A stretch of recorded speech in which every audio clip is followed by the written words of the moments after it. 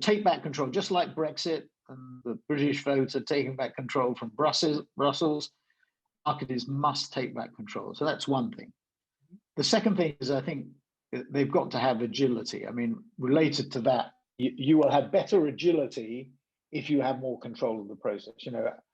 Calling up the agency and saying, meet next week to discuss a brief, and then the following week you get another, you discuss the brief, you may turn the brief back, and you can't do it. You have to produce this stuff in real time, and it may not be perfect. You may produce, we do work for Netflix, so we produce 1.6 million different creative executions for one of their series, and we see more and more.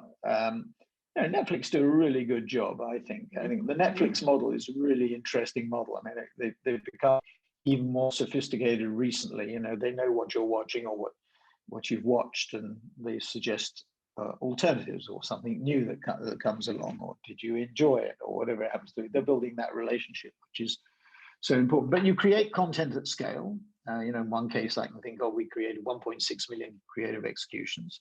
And, if Deborah likes, business, we know she looks at the WSJ.com, so we'll use that.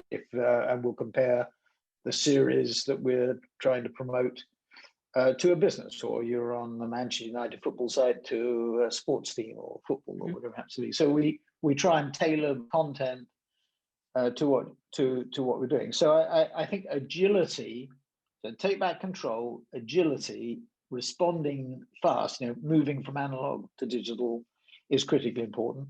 And then a much more specific point is the importance of first-party data. I mean, the simple fact is third-party cookies are on their way out.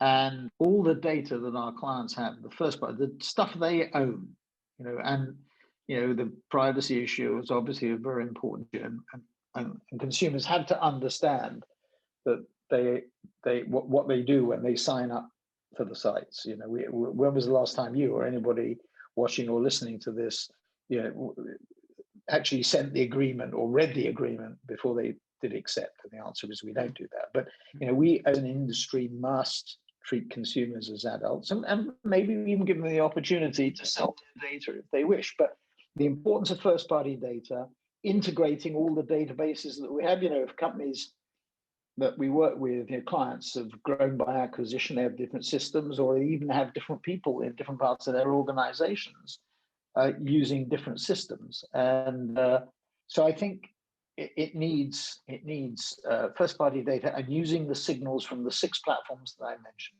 from Google, from Facebook, from Amazon, from Tencent, from Alibaba, and TikTok is critically important, together with the first-party data. So a lot of the work that we do is not brain surgery. You don't have to be an Einstein.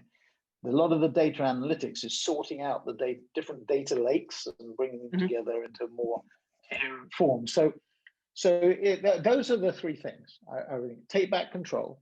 You have to have, and a 24/7 always on world. You have to have more resources internally. We will do in-housing. The holding companies are terrified of in-housing because they think they lose a job. We don't look at it that way. If we think it's in the interest of the client to in-house media or content, whatever it is, or data analytics, we will do it with them. Our case study around Sprint is a Harvard Business School case study. Our client Bayer was voted in-houser of the year last year. So we've got a great track record. We're now doing it for T-Mobile, the new parent of Sprint. So we have a great track record of doing this at scale. So one is take back control. Second is agility, and third is the importance of first-party data, corralling all that data and making it usable in an effective way.